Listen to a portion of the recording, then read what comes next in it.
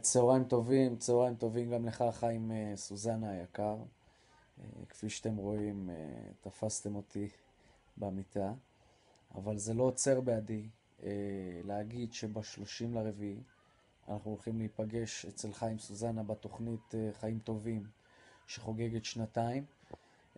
הולך להיות שם שמח אמיתי, עם המון מוסיקה נפלאה וטובה, ואני יכול להגיד לך, חיים, שזה כבוד גדול בשבילי להיות נוכח ביום הולדת הזאת. ובנימה זאת גם אני רוצה להגיד לך, חיים כיקר, שאני מכיר אותך אומנם תקופה קצרה אישית, אבל אתה בן אדם נדיר, זמר ענק, וכיף לראות את הכבוד והפרגון שאתה נותן לכולם. זה לא דבר שהוא מובן מאליו. אז ב-30 לרביעי אנחנו ניפגש ונעשה שם, ואיזה בלגן, חבל לי על הזמן לחיות עם המצב הזה, חיים כן מוכן. ואיזה בלגן, חבל לי על הזמן, אני עכשיו עוזב ומתחפף מכאן.